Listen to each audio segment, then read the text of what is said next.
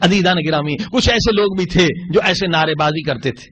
حضرت علیہ السلام کے پاس آئے، یا علی ہمیں جہاد کرنے کا بڑا شوق ہے. حضرت علیہ السلام فرماتے تھے کہ بھائی ابھی مناسب وقت نہیں ہے جہاد کا. یہ پھر واپس آئے، یا علی ہمیں جہاد کرنے کا بڑا شوق ہے، آپ اجازت دیں. حضرت علیہ السلام دلوں کو جانتے تھے، پھر واپس کر دیا. پھر تیسرے دن یہ نوجوان آئے، بڑے مومن سمجھتے تھے، بڑے نعرے لگاتے تھے، ہم بڑے مجاہد خود کو ظاہر کرتے تھے، ہمیں جہاد کرنے کی اجازت دیں. حضرت علیہ السلام نے فرمایا ٹھیک ہے، بہت شوق ہے جہاد کا، اسی لیے تو بار بار آتے ہیں. امام نے کہا ٹھیک ہے، اب کل ہم جہاد پر چلیں گے، مگر ایک شرط ہے. کیا شرط ہے؟ اب جو ان کا لیڈر تھا اس کی تازی شادی ہوئی تھی. حضرت علیہ السلام نے فرمایا کل تم سب سر کے بال منڈا کے لاؤ، یعنی گنجے ہو کر آؤ. اب یہ گیا اپنی بیوی کے پاس، کہنے لگا حضرت علیہ السلام نے فرمایا ہے کہ سر کے بال منڈا کے آؤ تو پھر جہاد کے. بیوی نے سر پہ ہاتھ پھیر کر کہا کہ اتنے خوبصورت بال ہیں، گنجے ہو جاؤ گے، بد شکل لگو گے. کہا کیا کروں، امام نے حکم دیا. کہا کوئی بات نہیں ہے، تیرے بال میں چھوٹے کر دیتی ہوں اور تو وہ کپڑا باندھ کے، جو عرب باندھتے ہیں نا، کپڑا باندھ دینا. حضرت علیہ السلام کو کیا پتا کہ بال ہیں یا نہیں، یعنی ایمان بھی اتنا کچا ہے کہ جو کائنات کا امام ہے اسے یہ نہیں پتا کہ کپڑے کے نیچے بال ہے یا نہیں. صلوات پڑھی محمد وآل محمد. اب اس جوان نے امام کا حکم نہیں مانا، بیوی کا حکم مانا، تو کس کی ولایت کے اندر چلا گیا؟ بیوی کی ولایت اس کے دل میں تھی، مگر علی کی ولایت صرف زبان میں تھی. اور ذرا ورا لگا کر یہ آئے اور حضرت علی علیہ السلام نے معائنہ کرنا شروع کیا. سب سے پہلے اس کے پاس آئے، تلوار کی نوک سے کپڑا اوپر اٹھایا، کہا جب تو بالوں کی قربانی نہیں دے سکتا تو جان کی قربانی کہاں سے دے گا؟ صلوات پڑھے محمد وآل محمد. ہاں جی،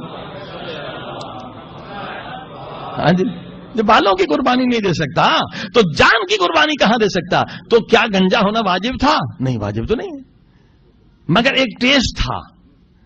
اب یہ بات پھر آپ کی طرف آ رہی ہے، ذرا غور کریں کہ گنجا ہونا واجب نہیں ہے. امام نے صرف ٹیسٹ کے لیے کہا کہ بال منڈا کے لاؤ کہ ایمان تیرا کتنا ہے. مگر وہی امام آپ سے کہتے ہیں، جس کی ولایت آپ زبان پہ پڑھتے ہیں، جس نبی کا کلمہ آپ پڑھتے ہیں، وہی نبی کہتے ہیں کہ داڑھی رکھنا واجب ہے. اب بتائیے، اللہ کہہ رہا ہے واجب ہے، قرآن کہہ رہا ہے اسوہ رسول میں ہے لہذا واجب ہے، امام کہتے واجب ہے. فقہ آل محمد میں لکھا ہے جس کی داڑھی نہیں اس کی گواہی قبول نہیں. صلوات پڑھی محمد وآل محمد. یعنی اتنا اہم مسئلہ ہے. 100 آدمی کہیں کہ ہم نے چاند دیکھا ہے مگر کسی کی داڑھی نہیں تو وہ گواہی قابل قبول نہیں. یعنی اتنا اہم مسئلہ ہے. تو بھائی جب اللہ کہہ رہا ہے کہ داڑھی رکھو، رسول خدا کہہ رہے ہیں داڑھی رکھو، امام کہہ رہے ہیں داڑھی رکھو، قرآن کہہ رہا ہے داڑھی رکھو، تو کس حکیم نے کہا نہیں رکھو؟ نفس امارہ نے کہا ہے داڑھی رکھو گے تو بوڑھے نظر آؤ گے. اب تو بال بھی سفید ہو گئے ہیں، داڑھی رکھو گے تو یہ ہو جائے گا، یہ ہو جائے گا. جب اس چھوٹے سے گناہ سے ہم نہیں بچ سکتے جس میں لذت بھی کوئی نہیں بلکہ پیسے کی بچت ہے. صلوات پڑھی محمد وآل. ہاں جی،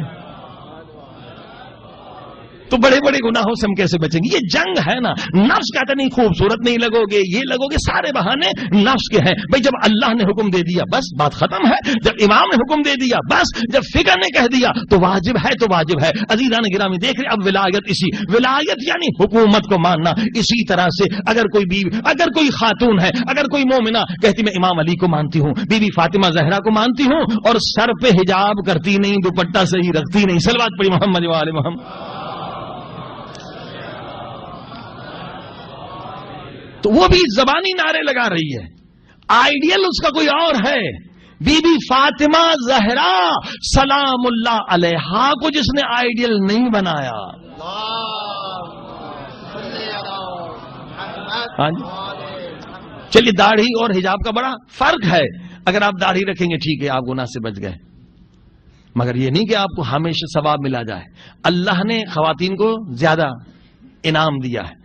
اگر خاتون نامحرم کے سامنے حجاب میں رہے، جتنی دیر وہ حجاب میں رہے اتنی دیر اس کا وقت عبادت میں لکھا جاتا.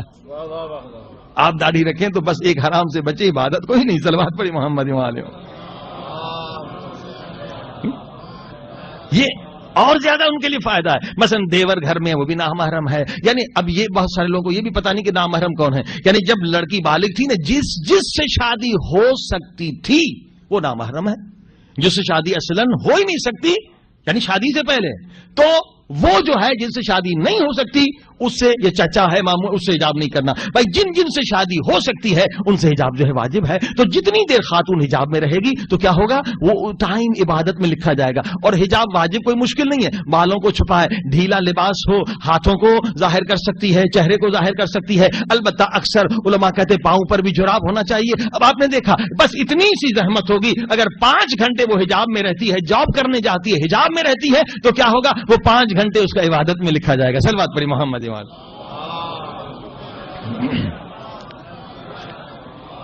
اچھا ایک اور نقطہ بھی بتا دوں، اگر آپ داڑھی رکھیں گے تو اس سے کوئی تبلیغ نہیں ہوگی، کیونکہ داڑھی سکھ بھی رکھتے ہیں. ہاں جی، اس میں کوئی تبلیغ کا عنصر ہے ہی نہیں. ٹھیک ہے آپ حرام سے بچ گئے. داڑھی دوسرے لوگ بھی رکھتے ہیں، انگریز بھی رکھتے ہیں، لیکن خاتون جب حجاب کرتی ہے تو وہ حجاب کے ذریعے سے تبلیغ بھی کر رہی ہے.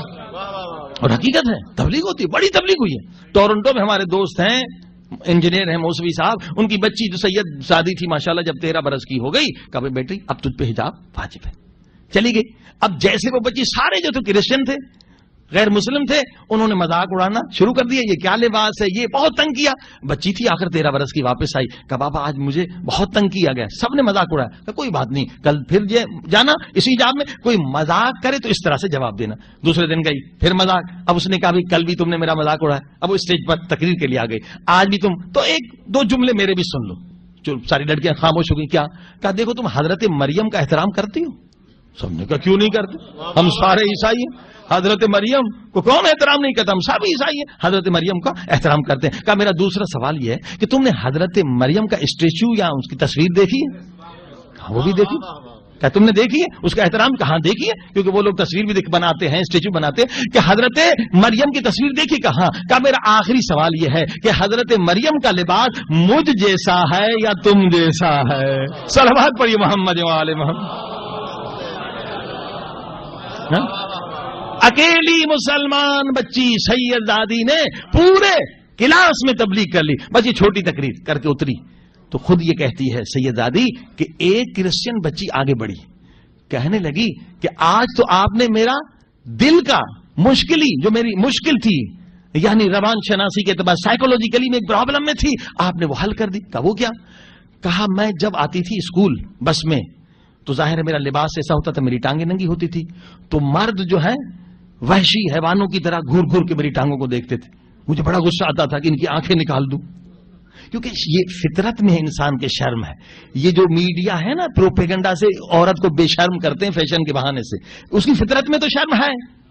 حیا اور شاید دنیا کی کہیں بھی عورت ہو اس کے فطرت میں. کہا مجھے بہت غصہ آتا تھا کہ یہ لوگ کیوں میرے بدن کو دیکھتے ہیں. میں چاہتی تھی کوئی میرے بدن کو اس طرح سے وحشی کتوں کی طرح نہ دیکھے، لیکن میں سوچتی تھی ان کا کیا قصور، میں خود کو خود ننگا کر رہی ہوں، میں خود اپنی ٹانگوں کو ظاہر کر رہی ہوں تو ظاہر مرد دیکھیں گے. اب میں اس شش و پنج میں تھی کہ میں کیا کروں کہ کوئی مرد میرے بدن کو ہوس کی نگاہ سے، شیطانی نگاہ سے نہ دیکھے. آج تیرا لباس میں نے دیکھا، میری مشکل حل ہو گئی. میں بھی چاہتی ہوں تیری طرح لباس پہنوں اور میں بھی مسلمان بننا چاہتی ہوں. صلوات پڑھی محمد. الحمدللہ وہ بچی مسلمان ہو گئی. اب آپ نے دیکھا یہ حجاب کا فائدہ ہے. حجاب جب تک عورت کرے گی کیا عبادت میں لکھا جائے گا، اور حجاب کر کے جاب پہ جائے گی، جہاں جائے گی وہ کیا ہوگا، وہ ایک تبلیغ کا سبب ہے. اسی لیے اب دیکھیے فرانس والے حجاب کو روک رہے ہیں، انہیں بھی پتا ہے کہ حجاب بڑھتا چلا جائے گا تو مسلمان بھی بڑھتے چلے جائیں گے. صلوات پڑھی محمد و آل محمد.